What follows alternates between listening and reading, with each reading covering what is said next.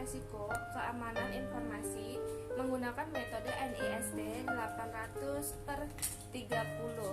Nah, di sini kelompok kami beranggotakan yaitu saya sendiri Desi Natalia, yang kedua di sebelah saya mungkin ada Iqbal Ubaidillah Hafidian, yang terakhir adalah Muhammad Khairul Rifai.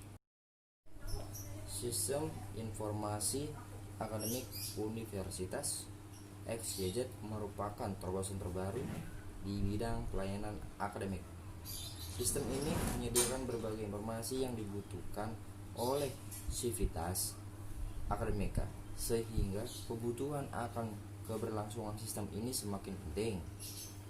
Permasalahan yang pernah dialami oleh S1 Akademik Universitas XYZ seperti berkaitan dengan celah kerawanan keamanan informasi. Jika permasalahan ini tidak dapat diperbaiki secara berkelanjutan, alhasil akan memberikan dampak ataupun resiko kepada keberlangsungan sistem ini. Khususnya Sivitas Akademika, penelitian ini menggunakan sebuah proyek NIST SP 830 sebagai metode yang digunakan untuk menyelesaikan permasalahan tersebut. Maka berdasarkan hasil penelitian yang telah dilakukan oleh Universitas XYZ memiliki 1 tingkat risiko tinggi dan 5 tingkat risiko sedang dan 52 tingkat risiko rendah.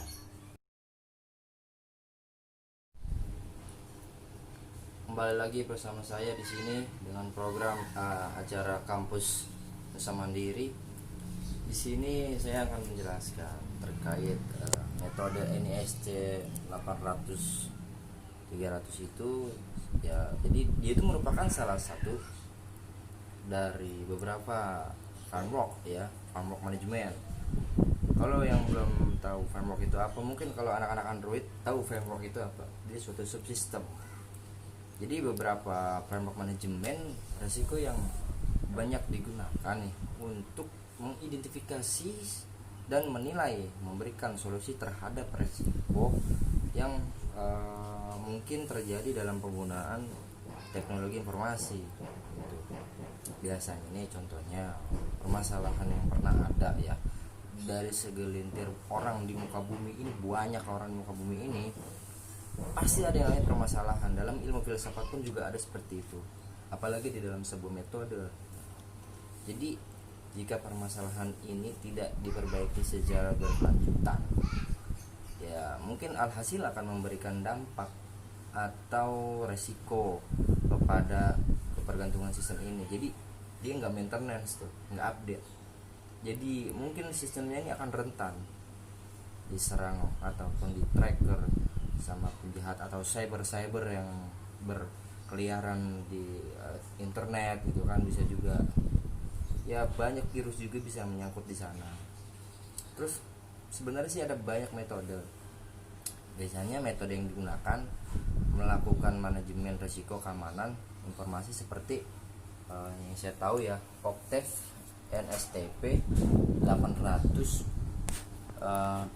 sampai 3 dan ISO 27001. Biasanya seperti itu.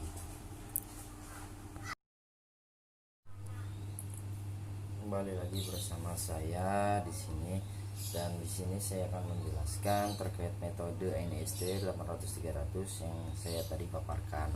Jadi di sini untuk bahan dan metodenya, di sini saya mengambil opsi di mana keamanan informasi menurut ISO 27002 pada tahun 2005 itu adalah melindungi informasi dari berbagai ancaman demi keberlangsungan proses bisnis ini.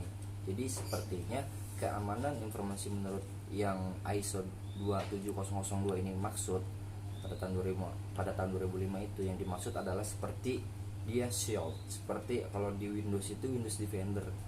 Jadi ini salah satu konsep keamanan yang dipunyai NIST 300/200 tersebut, 800/300 maksudnya. Jadi ini suatu opsi di mana keamanan informasi yang menurut ISO tahun 2005 yaitu ISO 27002 yang untuk melindungi informasi dari berbagai ancaman, itu lebih ke arah situ, lebih ke arah informasi. Terus untuk penilaian resiko di sini menurut Friedman dan Method tahun 2006, dalam menggunakan sebuah framework manajemen itu maksud kami framework manajemen resiko adalah hal yang harus diperhatikan. Jadi penilaian resiko dalam menggunakan framework manajemen resiko ini harus diperhatikan. Ya, apa yang diperhatikan itu penilaian resikonya yang diperhatikan dalam menggunakan sebuah framework manajemen resiko. Dan selanjutnya di sini ada menurut Alcindor tahun 2005 terdapat formula untuk mengukur resiko, yaitu risiko threat X vulnerability X impact. Jadi maksudnya itu adalah maksud formula di atas yang saya sebutkan tadi adalah threat akan melakukan eksploitasi vulnerability sehingga dapat menyebabkan impact terhadap sistem sehingga menjadikan risiko terhadap organisasi. Wabarakatuh, saya Muhammad Khairul Pai ingin menjelaskan pada slide ini yaitu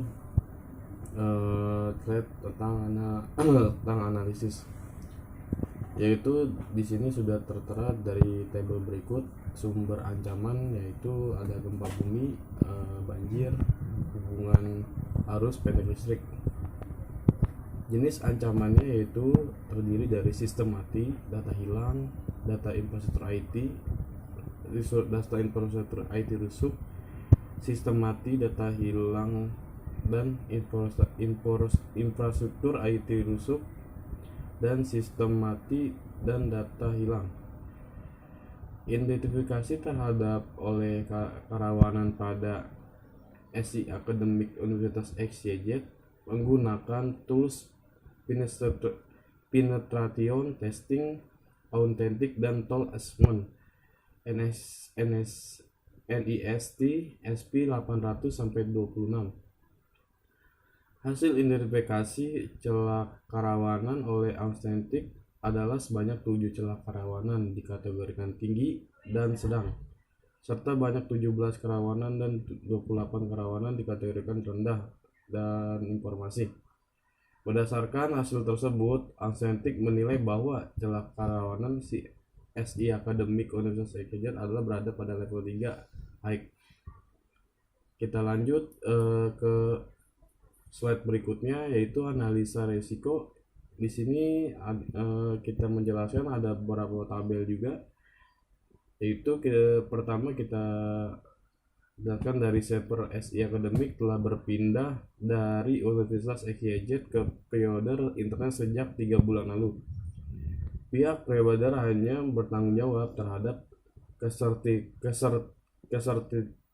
ketersediaan layanan, misalnya listrik dan internet, sehingga perbaikan ataupun maintenance. Lanjut kita beralih ke tabel. Di sini kita ada satu sumber ancaman. Nah, sumber ancaman ini kita terdiri Dapatkan hasil yaitu resiko berbasis keamanan informasi. Universitas XYZ memiliki 1 tingkat resiko tinggi, 5 tingkat resiko sedang, dan 52 tingkat resiko rendah. Sekian presentasi dari kelompok kami, kurang dan lebihnya kami ucapkan terima kasih. Wassalamualaikum warahmatullahi wabarakatuh.